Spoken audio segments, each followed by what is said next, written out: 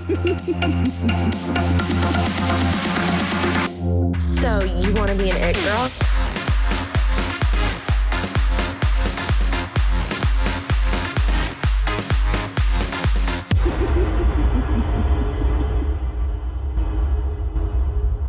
Hi guys, and welcome back to Confessions of Wannabe It Girl. Today I am joined by Caroline.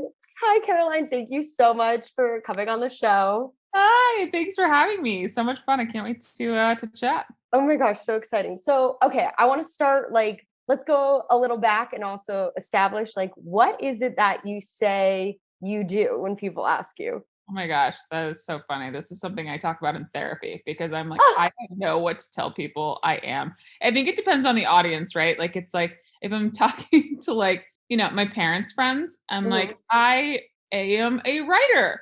I have a blog. I have a online publication, it's like I go down that rabbit hole, but I swear to God, I change it up all the time. And then if I'm speaking to people, our age and younger, I usually go with the content creator, or I'm old school. I've been legitimately blogging for 8 years now. Wow. So I'm like, I am a blogger. Yeah. The one button word that I just say I don't use is influencer. I'm just like, there's just something that makes me sound like I think way too highly of myself that I don't know. It's something that this is again why it's a topic in therapy. I'm like, there's a part of me that's like, own it, girl. Like, you are in the influencer space. I have come up with this word, lean into it. It is what it is. It is definitely an aspect of my job, but it's just like, I don't know why. It's not the one I lead with. Yeah. No, but I love that because I imagine if I was in the same space, I wouldn't want to lead with it too. But also looking at what you do, I do definitely get very much like blogger, in my opinion. Yep.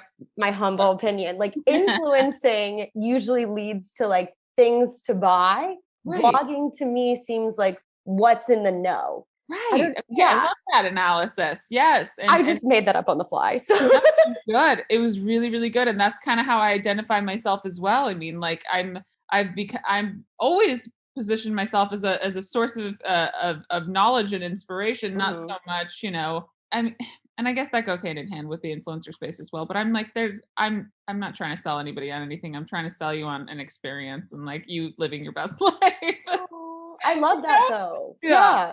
So I think that's lovely. So 8 years vlogging. Yeah. Wow. Okay. So take us back to the beginning, the start. Are you from LA? Give us the skinny. Okay. So grew up in the East Bay area, and moved to Southern California when I was 18 to go to college. I went to college in Orange County at Chapman University. So it was just an hour away, and moved to LA a little over 10 years ago because I was working in music at the time. So the next kind of phase for that, I was working with Live Nation, big concert promoter. That's kind of like LA is kind of the place to be for that kind of stuff. And totally all things creative. So I studied art at Chapman and wanted to do something. I didn't really know what I wanted to do, but I knew like going back to the Bay Area, I didn't do I'm like, no, I got to try something else. I got to see this like creative, going on a creative endeavor. And I felt like LA was the place to be. And plus, let's be honest, I was fully obsessed with it when I was in college. I mean, I was in downtown LA every weekend. Wow. I mean, I became regulars at bars. I mean, that was the coolest thing on the planet, but way back then, like skipped lines. Oh, yes. We love that. The good old days. But, moved here for that to work in music, corporate job. Had a great experience. I wouldn't say it was like, it was good in the sense that it was, I call it my character building career. It really set me up to like kind of figure out more or less what I wanted out of life. I know that was kind of an early age to do that, but I mean, it was just like, all right, this was good, but I kind of did what I called a plant and pivot. I was going down this career path with music and it just was not at all fulfilling. There was nothing creative about it. And I didn't want any of my boss's jobs, didn't want any of my friends' jobs. It was like, okay, how do I get back to my creative roots and, work towards a career in that? And I didn't really know what that meant at the time. But in the interim, I literally just quit my job. I was like, I'm young enough. I had worked all through high school and college and I had saved up quite a, like a nice little bit of, I could live on it, let's just say. while I was figuring it out what I want to do, I was like, maybe I'll go back to school. Started my blog. I initially thought that I was going to write a book. I was like, I got it. Gonna write a book about Los Angeles. Like I'm gonna share my story and kind of get people on board with experiencing Los Angeles in a way that will be more suited for them, because LA can be a really big and intimidating place. And I was that friend to people that was like, okay, I'm on the east side, I'm having dinner, where should I go?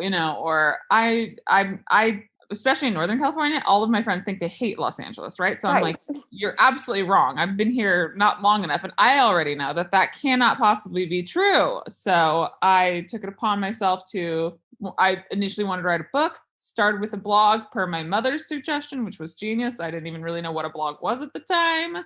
Yeah, and it's kind of crazy that it's been 8 years. I mean, the book idea kind of has come in and out, but I mean, it has been such a cool roller coaster ride, and seeing like how social media has like played into, into the blogosphere and then vice versa, and just watching this I don't know, blog economy grow to this like $1 billion industry. It's nuts. So Totally.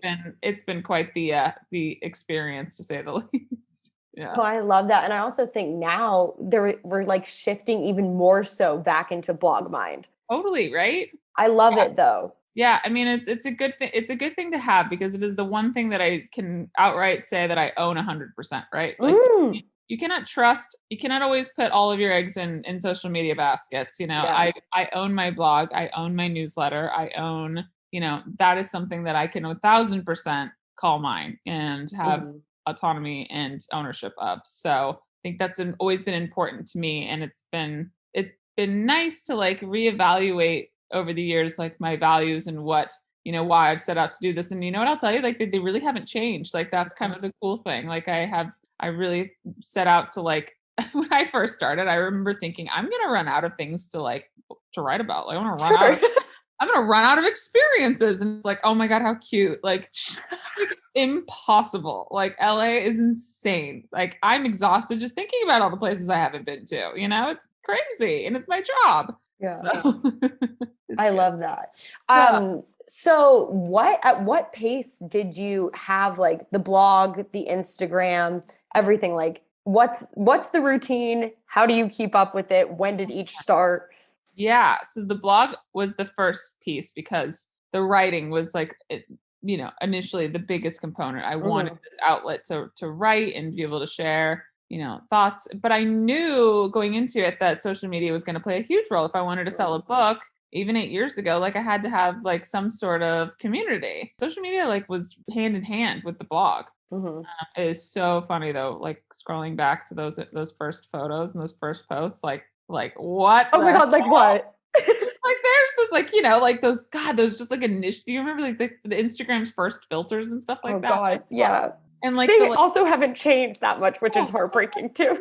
I know. And just like I scroll back and there's like a couple of those little layout ones. Remember you could like pour pictures and like, yes. Oh God, just so cute, just so darling, and just so humble. What a nice little humble beginning, it's funny. But yeah, they've all gone hand in hand, and it's been crazy to watch, all of this, I don't know, evolve in so many different ways. I mean, but I will say that the blog aspect has not changed much. It is still like, writing about things that I'd love to share expertise on or my experience in, and, and then pairing that with photos and things so that it's definitely gotten better looking. I'll tell you that. But, that's kind of the cool thing about the blog, is that it's stayed really like the same as what I set out for it to be in the beginning. So I love that. So also then the most overused word these days, but like, how did you figure out what your niche and brand was? Like, how did you lock into that so early and stay so consistent with it? It's so funny because I just feel like that was like a happy accident. Like that was like, I just picked Los Angeles because I had actually been initially really inspired by a book. There was a book by one of my favorite authors, chefs, David Leibovitz. He wrote this book called The Sweet Life in Paris, which was kind of like his experience as an American moving to Paris, just like on his own, not knowing any French, and just living and talking about like the nuances of Parisian life and immersing himself into the culture. And learning how to appreciate or be at peace with or understand the way in which they operate, and not looking at it as something as negative, but like looking at it as something to embrace or be a part of. And I felt like in a weird way, LA was very similar in that respect. And as somebody that wasn't born here, like many of us aren't, I mean, it was a fun way to dive into that and to have that kind of initial inspiration of like, well, I can do that too. And I want to be that for somebody else kind of thing. So yeah. I love that. So Yeah. let's get behind the blogging. Yeah. What is the routine? Like Oh you yeah. come up with a concept, Yeah. you write, you research, like I don't even know how you begin. And then how often are you doing it on top of it? I've learned that anything in this space is all about consistency. So I'm Yeah. just so curious. Which I gotta be honest, I'm literally the worst at. So I'm not really sure. You know, I hear that a lot, and it's so funny because I mean, like, I can't tell you how many conferences or like podcasts I've listened to and things like that. It's like consistency, all the successes and the consistency, and it's like it isn't it to for me. It's like yes, just keep doing it, but it's not like okay, Tuesdays I do this, Fridays I do this. You know, like I am so like I thrive on like no schedule or not Love schedule, it. routine. I'm like no routine. Like I just know what I need to do and I'll get it done when I need to get done. So, in one way, it's definitely not my strongest suit, but here we are nonetheless. But yeah, with blogging, that's kind of changed. You know, I've just tried to figure out like one, what do people need from me? Like, what is the thing? So it's like it'd be a range of topics, and I would try to, you know, feel each topic out. A lot of the success I feel like has come from food, which is fun because I that's something that's always going to be a huge aspect of why I started and why what you know what I'm hopefully sharing with people that they enjoy. So but now it's kind of been like instead of like one restaurant feature, now it's like more like of a compilation. Now it's like you go to this one article, I update it regularly, and you'll figure out what the best new restaurants in LA are. So it's kind of morphed as I think the way we consume content has morphed, you know, like it's now it needs to be a little bit more bite size. It needs to be a little bit more, you know, like I need it all in one place, you know, like it can't be this like beautiful write up like we used to do. Like, I mean, I would remember just going on and on about like one single restaurant. Now it's like, nope, give me the goods right here, boop, or else I'm not staying on your page. Right. And I get it. And that's cool. So that's been like, you know, that's been same idea, just like an evolution of, you know, the way I produce the content. And then of course that goes directly hand in hand with social media. So if I do this, you know, these the best new restaurants, then I do now I've with video content being the most important. Now it's a reel and it's a TikTok, you know, or it flushes itself out in many different ways, you know, like all of these platforms have their own like beating hearts, you know, and their own ways that they operate. Like TikTok is very different than Instagram, and the blog, but they all interconnect, you know, and then they all like it's like if you want to dive deeper, go to the blog, you know, if you want the bite-sized content, you go to social media. You know, it's exhausting, but it's fun. Yeah, well, tell us about like how exhausting it is. Like that's a thing too I'd love to talk about because I really think about I always say like Susie in Minnesota or you know whatever Yeah. doesn't really understand like there is so much work. It's not just snap a photo and done. Like what is that process for you? Oh my God, it's really time consuming. And honestly, it's funny because like the blog it will always be something super important to me. But I honestly I don't want to say that it's taken a bit of a back seat, but it's taken a bit of a back seat because I spend a lot of my time now like creating and editing videos and going and doing these experiences. But these experiences now require a little like a different form of like the way in which I get my content, you know? So now it's a lot of video and then you've got to take that home. You got to sit and edit the video and then you've got to edit again in for it to be in TikTok. And then you got to edit again differently when I post it in Reels because the captions don't, oh my gosh. And then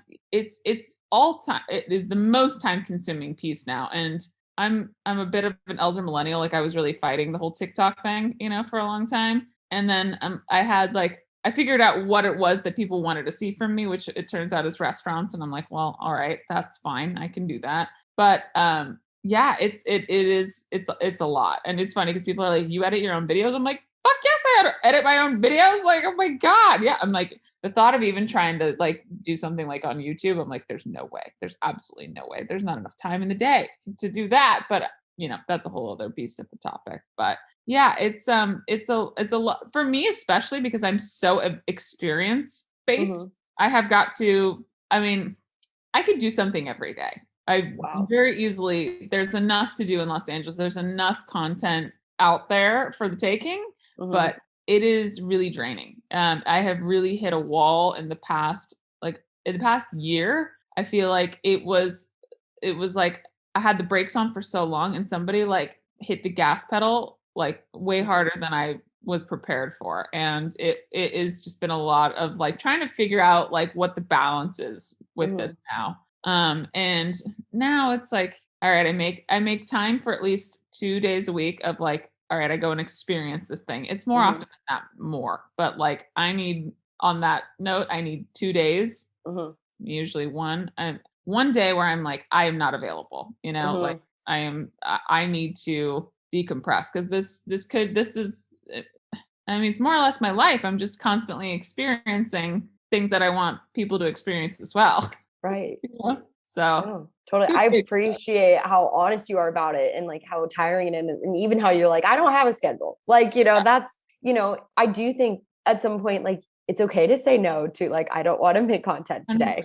100%. And it's like, it's kind of been interesting. I think over the past 2 years, it's been interesting seeing that become kind of a trend among many influencers, bloggers, this content creators Mhm. that I've seen is that like that it's okay to like put that out there that you need to step back or that Mhm. you need time for yourself as well. So Yeah. that if you constantly keep giving and we're kind of figuring out that social media is like it's kind of a catch-22. It's amazing and then can do some damage, as well.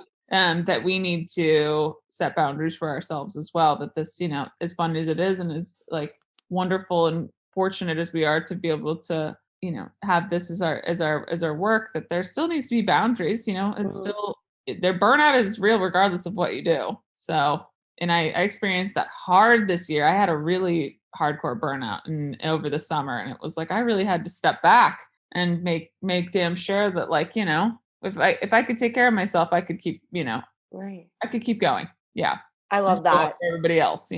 Right. And I think it's like, social media kind of gets this whole like, I mean, the way we intake it is so instant that people just assume so much of these people because you're just like, oh, well, it's instant. You're just snapping pictures. You're just whatever. And it's like, no, let's go back to what you just said. You're Right. writing, Yep. you're shooting, Mhm. filming, Mhm. editing, like correcting, perfecting, whatever, on and on. And it's like Totally. sometimes it's not going to be instant. And like, No. I think because it's a newer, it's not even new anymore. It's newer industry. People just expect instant results and gratification for people. Yeah. So like also I think that's better for everyone involved. It's like, okay, I don't want to make this content because I also don't want to put out something that's like meh. Yeah. And it's like Content. I don't want to consume Right. something that's meh either. And Yeah. you No. don't want to make it. So like let's just not force ourselves because we feel Totally. we should. And I really had to let go, especially over the past 2 years, of like the you should, right? Like even the you Mhm. should be consistent thing. Like you should be doing this. Like you should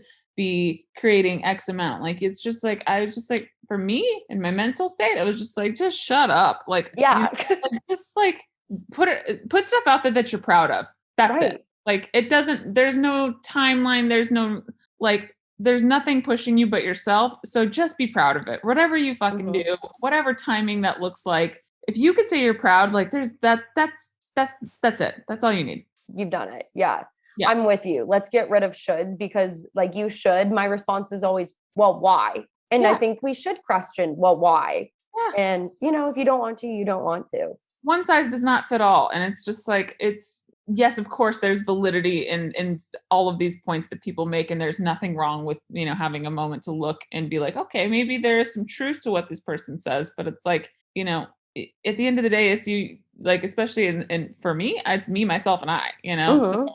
to make the best content that I'm proud of, it's not gonna be an everyday thing. It's not gonna be some weeks it's gonna be better than others. That's life. That's Mhm. work. As long as I know that I'm consistently trying to get to that point and I'm trying to make valuable content and information to people, I can sit with that. It took me a long time to get there though, because I really was obsessed with the shoulds. And it Mhm. would bog me down. Wow. It would weigh down, and it took the fun out of it. Like, holy hell. And it's like, if you're not having fun with it, like, what are we doing here? You know, Right. like, yeah, this is, it's work, but you should be having fun.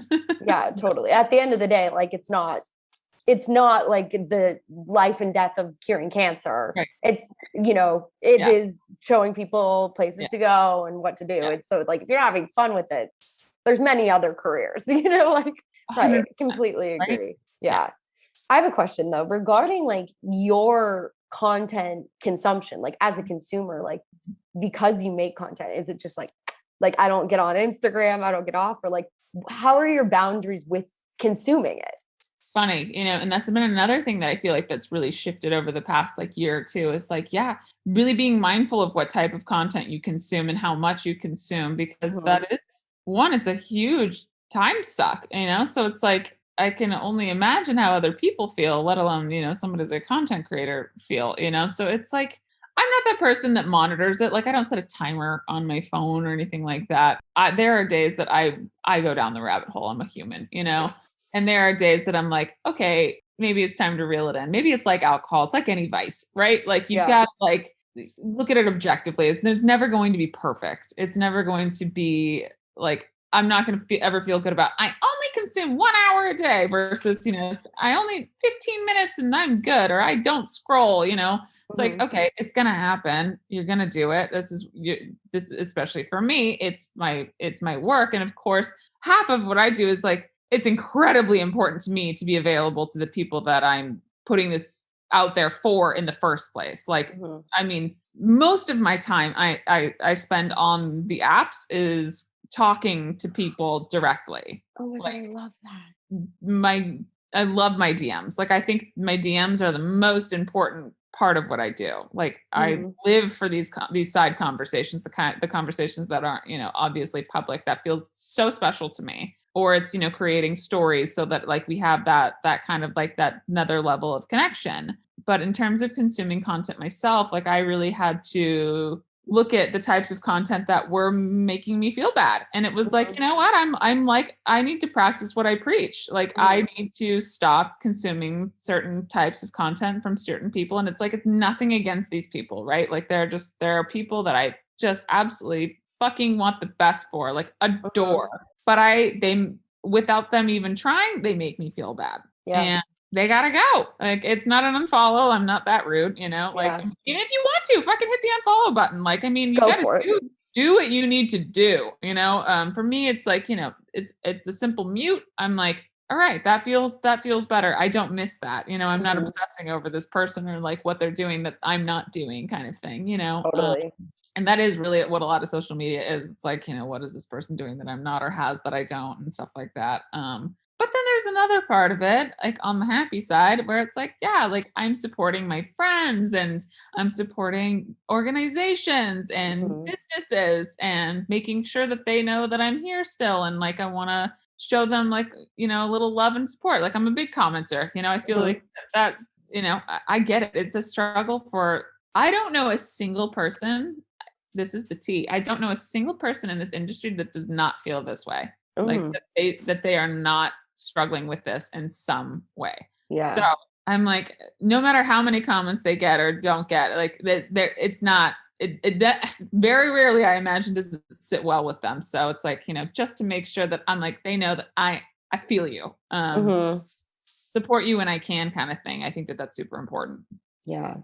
I love that, because I feel like there's so much of that in a lot of fame underlying careers. It's like, it's never feels enough. It's like, if you're not getting the X amount of followers, you're not getting X amount of comments, you always want more. And, it goes the same with so many other industries. You're not invited to this party, or you're not invited to the after party. And like, it goes on and on and on. And it's exhausting. That alone is exhausting. It's exhausting. And it is to be in an industry where your worth is based off of other people's approval, and is really taxing. It can be, it's, on one hand, I'm internally grateful because it has made me develop a new layer of thick skin and a level of, I don't know, respect for this industry. But it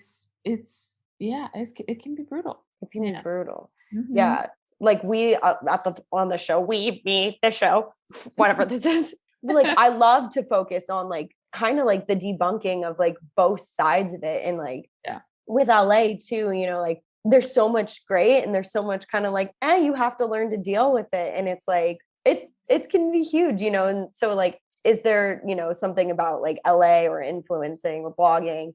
I don't even like the word influencing anymore. I'm over it today. Like, you know, that you kind of feel for yourself has been debunked by doing it. Oh man. I mean, LA is just an interesting place because it's just like I forget that it's a bubble. Like it's a bit of like not a lot of places look like this, but this is also why it's my topic of choice, because I'm like, you know, like let's make this a community for people in Los Angeles, but anybody curious, like know that there's like a soft place for you to land as well too, because it doesn't the stereotypes they're not always the case, but I don't know.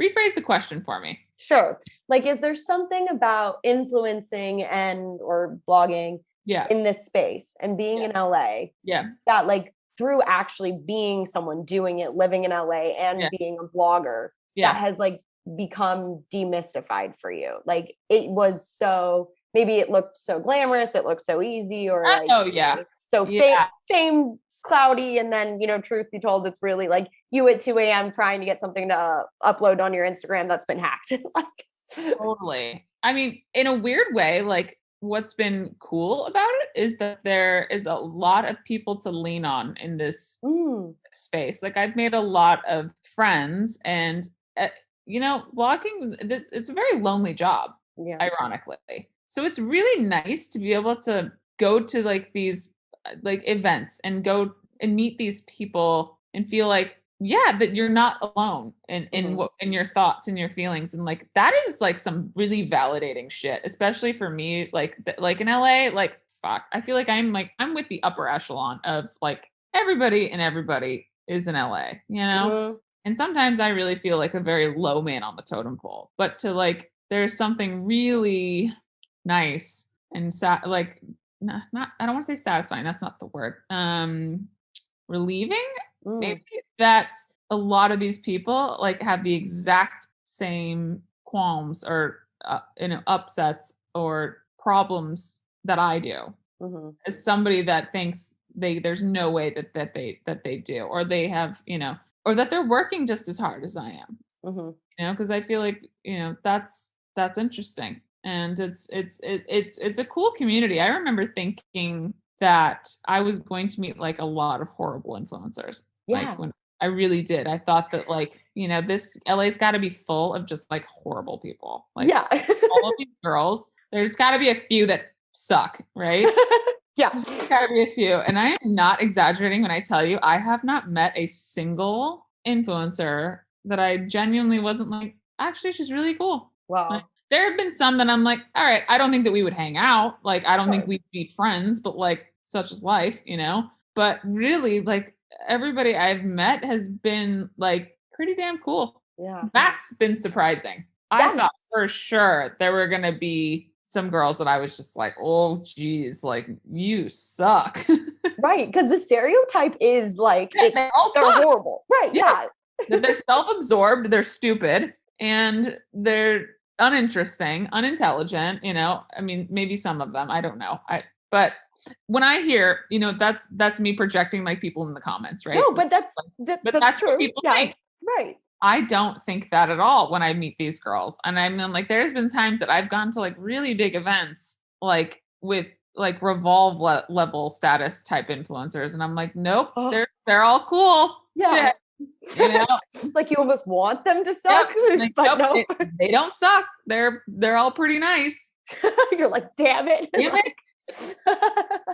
Right, because like from the outside, I even look at those events and I think, holy crap, like walking into that must be the most intimidating thing. Oh my God, it's hugely intimidating. And then come to find out, like, they're all like just dope, badass entrepreneurial bitches that are just like you. And it's like, wow, cool. I don't know if that makes me feel worse or better, you know? No, but I love that. Also, I don't know why in more of the stereotype work, why entrepreneur is not linked more to this group of people. Isn't that wrong? It's so weird to me. I agree. It's so weird. You're here. like an influencer and that's it. And it's like, No, like these people write books, they write blogs, and like, yeah, we just written you off. Yeah, 100% self-made, but it's just like, no, for people, I just think they think it can't be that easy. Right. Like, Well, you don't get to have that title because like this has to be hard. And it's like, well, it is hard, but it's something that so many people want to do. And the best and worst part is I'm like, I hate to break to you, but you can. Like you absolutely can. You can do it too. Right. There absolutely. Like, and I think that that's really frustrating for people. Yeah, but that's the difference between the people who do it and the people that don't, is like there's so many people that, they want to start a blog, they want to pop off on TikTok. And it's like, you can, I swear you can. But like the only thing that's stopping is you saying, oh, I can't do it right now, or I won't pop off. And it's like, you keep going long enough, something will. Absolutely. I mean, really, at the basis of all of it, it just takes, you having something to say and being really strong and stubborn about it. Right. Like, I don't think that, I think everybody's capable of, you just got to really want it, and you gotta stick with it. And, it's not for everybody, and that's okay. Okay. Yeah. That's okay. Not everybody has to, and that's all right too. And there's also nothing wrong with just trying. I mean, like it can be frustrating, but if you're in it for the right reasons, if you're super passionate, you have something to share, and it's exciting to you, like that shit's like that's palpable. Like that's something that everybody can feel, like Totally. you fake it, you're in it for the wrong reasons, or you don't have something you don't have confidence in what you have to say. It's not gonna really I may not be for you. Right. And then also that goes back to the most used word ever, but like, what's your niche? Like, you will never catch me in a million years, no matter what happens to me trying on clothes for you. You will see me look uncomfortable. You will see me cringe. Like, that's just not for me. That's fine if someone else does it better than me. Exactly. And that's cool. Going back to the you should thing. It's like, no, like not everybody should. Like it's okay. Like figure out like what your cool thing is. Doesn't have to be outfit changes, doesn't have to be front facing stories, doesn't have to be anything. Right. You do you and have a little enthusiasm with it, Love it. Yeah. And again, back to my point, be proud. Yeah. Leave it, let it be. Getting into your niche, which is kind of where to go and be in LA. Like what's the hot spots you're feeling these days? What's your loves or hates? Yeah. You want to go there? My loves and loathes. No. Yeah. I feel like, is that how the name came to be? Love and Loathing LA? Yeah. Yeah. I mean, like, cause we mostly love it, but we also kind of hate it, like, I love that. You can't be, you can't be 100% all in here. Like if you are, you're crazy. Like there's plenty not to like totally love about Los Angeles, like, but the love outweighs the loathe, right? It's like 80 solid diet. Yeah.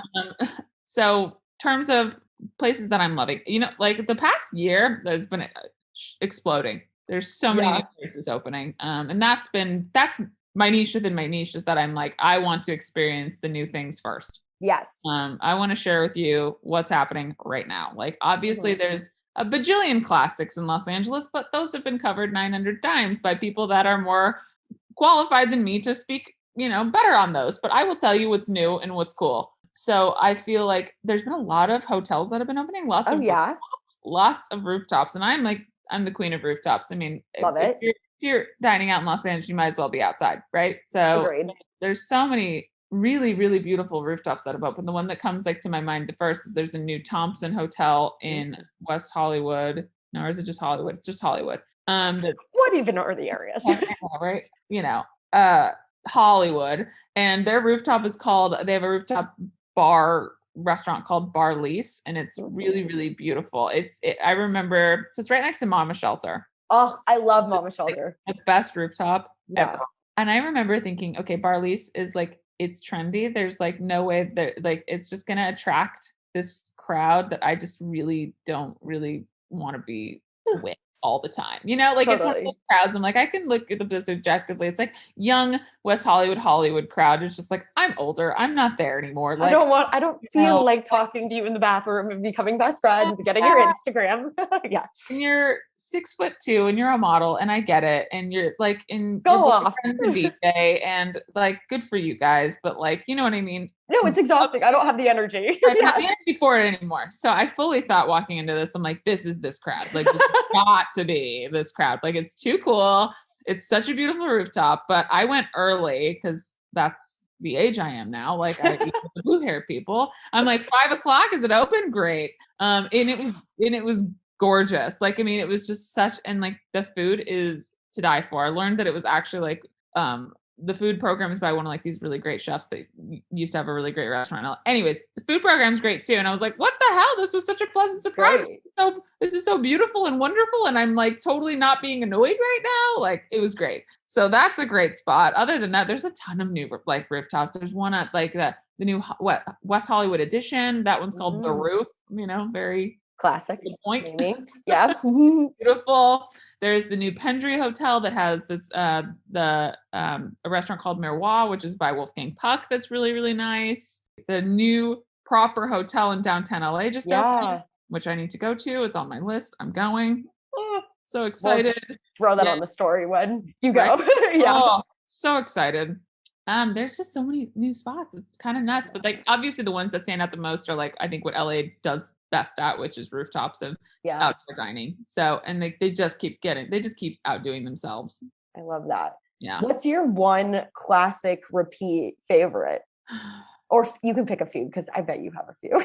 Yeah, right. Restaurant? Yes, restaurant or bar wise. Ooh, this is a good question because it's kind of hard.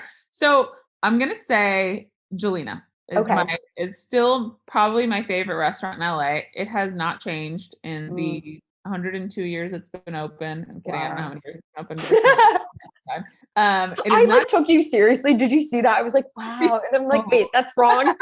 No, you know what it is though? It's 102 years in LA years. Like if a restaurant is open like over 5 years, like 10 years? The fuck out. Yeah. Wow. So it's basically 102 in LA years. I love that. Yeah. And it is still just like, it's classic. It's on Abbot Kinney. Like, it's just such a vibe. And I just, cause you know what it was like, it's a bit of like of a nostalgia thing for me too, because when I was in college, that was like, if we had scraped up enough shekels to get, a dinner and a glass of wine at Jelena, wow, we were like really fancy, and so it has this like other layer of just like, it's like the coolest place in Los Angeles. And it's still, thank God it is still good. And it is still so much fun to go to. There's so many. I mean, like we've always been frequent patrons of the Izakaya on 3rd, like best sushi in LA, in our opinion, for the price, man, that's so many. I'm like, oh God, I'm not kidding you when I say this. I have an ongoing list of like my favorites on my blog. The amount of times I have to consult my own list because I forget. I'm like, I honestly forget everything. I'm like, there's too much. There's too much. I have to break down by like neighborhood, price point, cuisine. Like, I have to look at my own list. I'm like, I'm really blanking right now. I'm going to end this and I'm going to be like, damn it. Is that one, I love that though. Yeah. No, but that means you've seen it and done a lot. I have definitely. Yeah. Wow. I love it. Well, Caroline, you are so freaking funny too. And you're so honest. And I just really appreciate you coming on the podcast and being so honest about like what it's like to do what you do and talk a little bit about LA and what it's like to live here. Anytime. I loved it. Literally loved it. Tell us everywhere we can find you. Oh yeah. Okay. So Instagram is Love and Loathing LA. TikTok is now Love and Loathing LA. Blog is loveandloathingla.com. And I think that's it. I can't wait for the book. There's a book coming. I can feel it. Actually something better coming. I can't say it yet, but oh my God. Yes. Give me a couple months. I'm going to tell you guys all about it. So I can't wait. Yeah, it's going to be. We'll definitely be watching. If you want to come back on the podcast and tell us all about it, that would be a blast. That would be good. Yeah. Well, thank you so much for doing this. Thank you guys for listening. We'll see you next week.